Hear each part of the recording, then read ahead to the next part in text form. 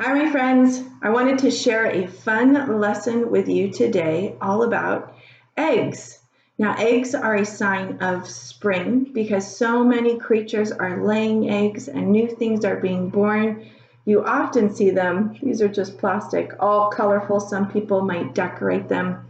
One of my favorite authors, in fact, wrote a book all about eggs. Jan Brett, this is the Easter egg. Look at those beautifully decorated eggs. And this story is all about how everyone is working hard to design their best egg. So I thought today we could design an egg. We can use any kind of paper you have. I've got just plain white computer paper because hopefully everybody has that at home. You could also use lined notebook paper if that's all you have. I brought from school some of this beautiful paper we made with Miss Earhart. We stole some pieces already. But if you remember, you just took crayons. Now, she had all those wonderful rubbing things. You could go around your house, too, and find some things to do a rubbing with. But if you want to decorate the paper first by doing a rubbing, you just take the crayon out, if you have crayons, and you just hold it sideways. We did a little of this in class. My table's actually kind of a nice little pattern. But if you don't have crayons and you don't have beautiful paper, you can always just go simply. So I'm going to go with just a simple white piece of paper. And we're going to start with a hot dog fold. So we're going to make our rectangle a smaller, longer, skinnier rectangle.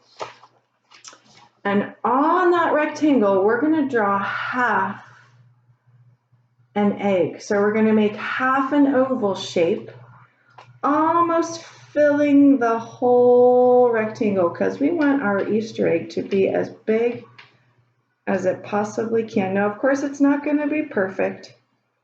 It's going to be your own-ish version. So I have really filled my paper so when I open it, after I cut it out, I will have a nice symmetrical egg. So we're making half the egg and the other side is going to be exactly the same thing. Now with that first line, that's going to be the outer side of our egg shape. Now we're going to make another line exactly like this line, but about 1 centimeter apart. And if you remember, your centimeter is about your pinky. So if you don't have a ruler at home, use your pinky and put it by your first line and make a little mark. So I just made a little mark. It's about 1 centimeter. And I'm going to try to keep that distance all the way around as I trace. And you'll see why. That's going to be our stop and our cut line, which hopefully won't be too confusing. So my line's getting a little bigger, but that's okay. It'll just be a nice thicker edge. So I've got an inside and outside. I just realized actually if I turn it sideways, it looks like I'm starting a rainbow. So I've got 2 lines about 1 centimeter apart. Now this line, well, you know what? First, let's do it out here. First, we're going to cut the outer line.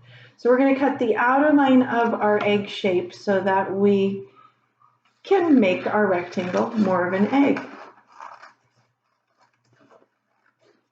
And if you don't have scissors at home or you don't have blank paper, please let me know and I can include some in your next packet. So I've got more of an egg, kind of. It's my ish. I'm going to fold it back up here again. Now this line is going to be where I stop. So I'm not going to ever cut past this line so that I end up with this being my outer edge holding everything together.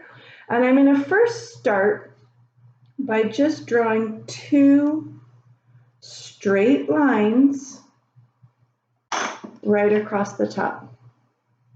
And what I'm going to do is I'm going to cut those 2 straight lines, but I'm going to stop when I get to that second line. So I've cut them, I've got a little flap, and now I'm going to cut that little flap out. So now I am going to cut on that line I said stop on. So I'm cutting a little bit of a stripe. Now you can do wavy lines, you can do straight lines. I'm going to just do straight lines. If you feel comfortable, you can go ahead and just cut the straight lines. I'm going to keep drawing them because I think that's easier for you to see. So I drew 2 more straight-ish. I'm not using my ruler, they're straight-ish. And then I'm going to cut them, and I stop when I get to that first line. I don't ever go past that first line. And I'm going to cut that stripe again, and then I'm going to carefully, it's going to get flappy, I'm going to carefully go in and cut that little piece out. Ooh, these scissors are kind of sticky. There we go. So I cut that little piece out again. Notice there's a bit of a pattern. I'm going to do that all the way down. I'm going to draw my lines. And I'm drawing one line at a time because if I draw all the lines at once, I'm going to get confused about which piece I want to cut out. So right now I know I'm going to cut just this piece. I'm going to cut straight to the stop line, straight to the stop line, and snip it out. It's getting a little flimsy, almost like when we made our snowflakes. Now if you want to, if you're feeling a little adventurous, you can try drawing more of a wavy line. Not too bumpy or jaggedy because it'll be hard to cut. So I'm drawing kind of a wavy line, and then I'm going to draw another wavy line right next to it, moving in the same direction as the first one, so that when I cut it out, it'll still be that flappy piece. If this looks like it's going to be too tricky, just keep drawing straight lines, because drawing straight and cutting straight is always the easiest route you can take. But I'm feeling a little adventurous. Plus I want my egg to look a little fancy. So I cut one of my wavy lines. I'm going to cut my other wavy line. I have to go very slowly and carefully because the paper is getting very flippy.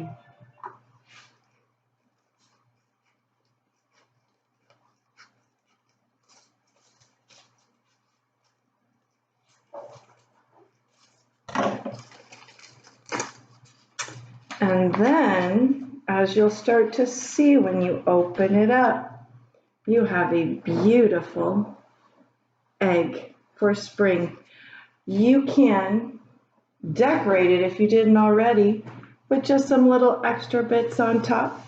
And hopefully you can hang them up in your house to make you think of spring and make you think of art at CGS. Miss you guys.